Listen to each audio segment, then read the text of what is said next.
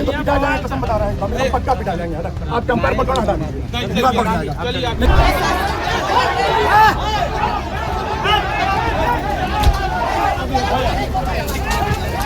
इतनी भीड़ में नहीं जाएंगे ना, आप दोनों तरफ खड़े कर रखे कैसे जाएंगे? इनकी भीड़ कैसे रुके?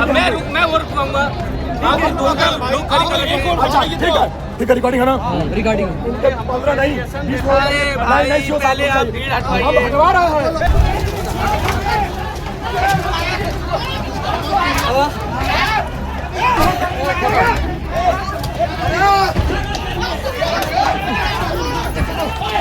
इन तस्वीरों में उत्तर प्रदेश पुलिस के बड़े बड़े अफसर जिस शख्स के सामने गिड़गिड़ा रहे हैं, रास्ता खोलने के लिए दरख्वास्त कर रहे हैं, वो वही गांव का प्रधान प्रतिनिधि है जो अगली वीडियो में पुलिस के सामने खुलेआम कहता है कि हटा दीजिए नहीं तो पिटा जाएगा, कसम से पिटा जाएगा। हटा देंगे तो पिटा जाएंगे, कसम बता रहे हैं, हम पक्का पिटा जाएंगे। आप कंपेयर पर कौन हटा दीजिए। नहीं हम पक्का विवाद हो जाएगा।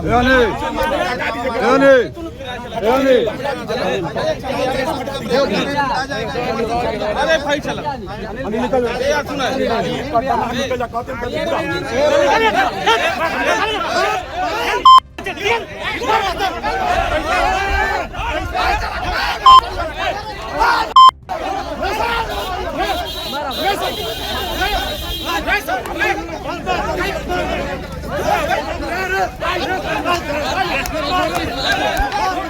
उत्तर प्रदेश में इन दिनों एक गाना जैसे जमीन पर उतर आया है, प्रखंड हो या जिला बबुआने से हिला।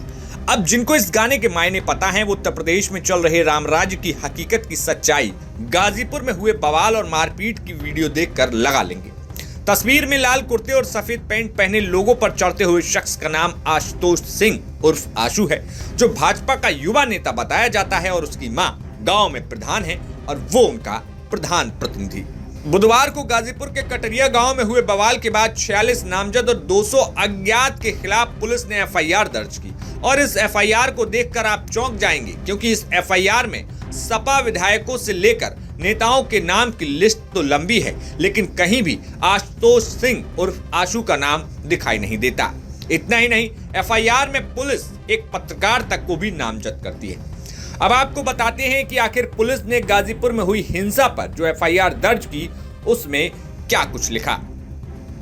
समाजवादी पार्टी के प्रतिनिधि मंडल को पुलिस द्वारा अवगत कराया गया था कि प्रतिनिधि मंडल में नामित व्यक्ति ही दिनांक 22/4/26 को पीड़िता के परिवार से मिलने जाएंगे, किंतु प्रतिनिधि मंडल में शामिल सपा जिलाध्यक्ष गोपाल यादव, विधायक जयकिशन साहू, विधायक वीरेंद्र यादव द्वारा सुनियोजित तरीके से प्रायोजित करते हुए दिनांक 22/4 को अपने साथ लगभग 200 से 250 समर्थकों के साथ ग्राम कटरिया में पीड़िता के परिजनों से मिलने आ गए, जिन्हें मौजूदा पुलिस बल के साथ अंबेडकर चौक पर कटरिया पर रोककर आग्रह किया गया कि प्रतिनिधि मंडल में नामित व्यक्ति ही पीड़िता के परिजनों से मिलने जाएं।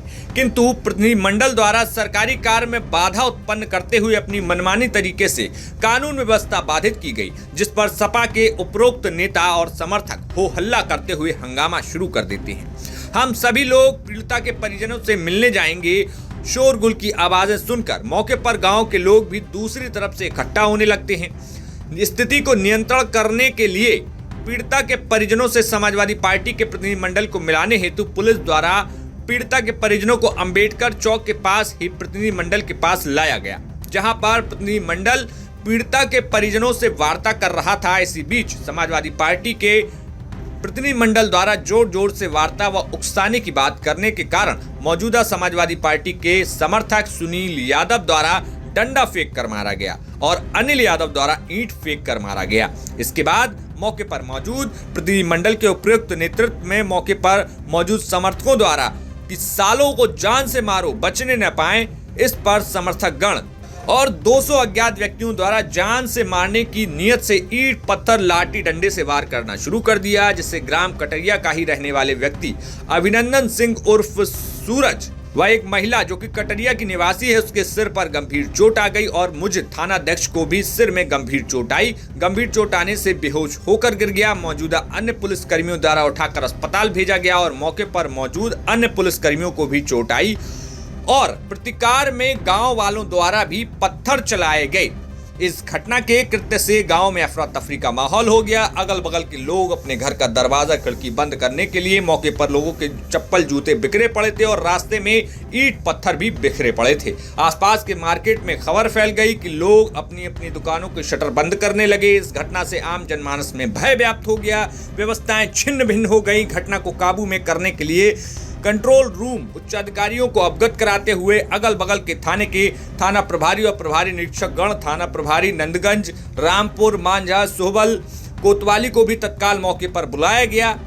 मौके पर घटना को कंट्रोल करने के लिए गांव में चारों तरफ फोर्स तैनात कर दी गई। मृतका से संबंधित घटना के बाद षड्यंत्र करके प्रायोजित तरीके से विवेक यादव, पत्रकार ओबीसी टाइम्स न्यूज द्वारा इस संदर्भ में अपने साथियों के साथ मिलकर भ्रामक खबरें विभिन्न सोशल मीडिया प्लेटफॉर्म के माध्यम से फैलाई जा रही थी। अतः प्रार्थना पत्र के आधार पर अभियोग पंजीकृत कर विधिक कार्रवाई करें। तो ये पूरी एफआईआर लिखी गई है जिसमें पत्रकार पर भ्रामक खबरें फैलाने के आरोप हैं। लेकिन बड़ा दिलचस्प ये है कि इस एफआईआर में लिखा गया कि ग्रामीणों ने प्रतिकार के स्वरूप पत्थर चलाए, यानी कि जो पत्थर चलाए गए वो प्रतिकार में है। और किस पक्ष के लोगों का नाम इस एफआईआर में दर्ज नहीं है वो आपको दिखाई देगा। अब आप सपा प्रवक्ता शौर्या सिंह का बयान सुन लीजिए, जो लगातार मृतक निशा वर्मा के परिवार से मिल रही थी। जब ये पूरा मामला हुआ उस वक्त भी शौर्या घटनास्थल पर मौजूद थी। सुनिए शौर्या ने क्या कुछ कहा। देखिए, कटरिया गांव में आज हमारे पार्टी का डेलीगेशन टीम गया, जहां पे हमारे सारे विधायकगण और हमारे पार्टी के जितने भी नेता थे वो गए थे। महिला सभा की सारी टीम गई थी, हम लोग गए थे, पत्रकार भाई हमारे जितने हैं वो गए थे। और सबने देखा कि वहां पे क्या हुआ। विश्वकर्मा समाज की बेटी, जिसका मैं कह सकती हूँ कि आज वो परिवार इतना दहशत में है, उस बेटी का, उस नाबालिग लड़की का की हत्या कर दी गई। और उस लड़की को घर से बाहर बुला करके आज उसको सब सुसाइड का नाम दे रहे हैं, आज उसको सब कह रहे हैं कि आत्महत्या का नाम दे रहे हैं। लेकिन और उसके बाद पोस्टमार्टम की रिपोर्ट भी सामने आ रही है कि जिसमें ये कहा जा रहा है कि उस लड़की के साथ में कोई बलात्कार नहीं हुआ, जबकि वो लड़की रात में घर से गायब हुई है। रात में घर से जाने के बाद उस लड़की के साथ क्या हुआ है, क्या नहीं हुआ है, ये कोई नहीं जानता है। किस परिस्थिति में उस लड़की की हत्या कर दी गई, उसका शव पानी में मिला। और वहाँ पे हमारी डेलीगेशन टीम आज जब कटरिया जाती है तो वहाँ जाने के बाद में शांतिपूर्वक हम लोग चाहते थे उसके परिवार से मिलना। मिल करके हम लोग, हमारी पार्टी राष्ट्रीय माननीय अध्यक्ष जी के निर्देशानुसार कुछ सहायता भी देना चाहते थे, उनसे मिलना चाहते थे। लेकिन वहाँ के प्रधान और प्रधान के गुंडों ने हम लोगों के ऊपर पत्थरबाजी की, यहाँ तक कि पीड़ित परिवार के ऊपर भी पत्थरबाजी की और उन लोगों को भी जान से मारने की कोशिश की हमारे साथ साथ। क्योंकि जिस समय पत्थरबाजी शुरू हुई वहाँ घेराबंदी में वो हम लोगों के साथ साथ पीड़ित परिवार के माताजी और पिताजी दोनों लोग बैठे हुए थे और पत्थर उनको भी लग सकता था, जान उनकी भी जा सकती थी। तो ये ग्राम प्रधान और ये पूरा गाँव अभी उन माँ बाप की भी जान लेना चाहता है ताकि वो अपने साक्ष्य और सबूत को मिटा सके। अब कुछ सवाल हैं जो आपके मन में खड़े होंगे। क्या गाजीपुर मामले पर हर तरीके से राजनीति हो रही है? आशुतोष सिंह द्वारा जब सोशल मीडिया पर पहले से धमकी दी जा रही थी तब लाठी चटकाने वाली पुलिस के डंडे कहां चले गए? आशुतोष सिंह के सामने पुलिस के अधिकारी मिन्नतें करते हुए क्यों दिख रहे थे?